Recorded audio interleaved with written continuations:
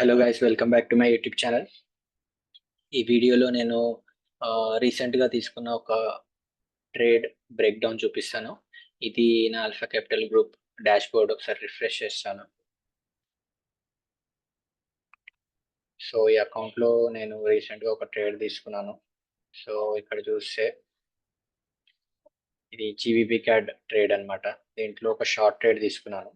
Trade వెనుకున్న logic explain చేస్తాను. So చార్ట్లోకి వెళ్తే, సో ఇది GBP CAD daily time frame. ఇది ఒక రివర్సల్ ట్రేడ్ అన్నమాట. సో ఇక్కడ ప్రైస్ యాక్షన్ చూస్తే ప్రైస్ ఒక స్ట్రాంగ్ అప్ ట్రెండ్ లో ఉంది.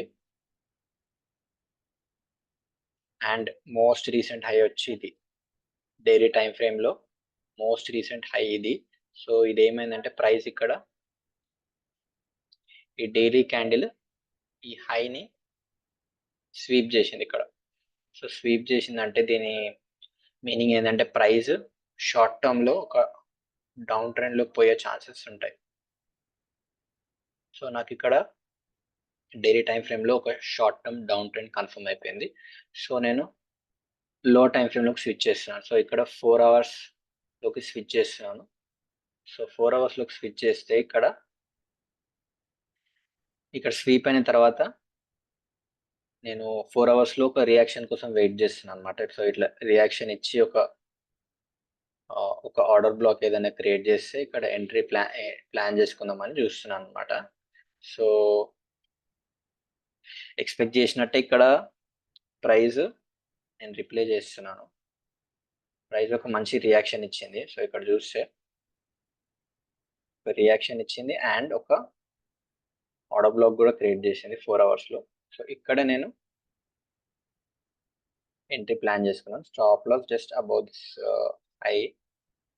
అండ్ ఇక్కడ చూస్తే ఇక్కడ ఇది ఒక మంచి సపోర్ట్ ఏరియా.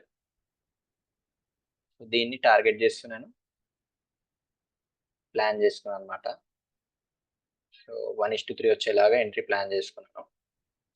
సో ఇక్కడ రిప్లై బటన్ యూజ్ చేసి చూపిస్తాను. సో ఇక్కడ ఎంట్రీ ట్రిగర్ అయింది.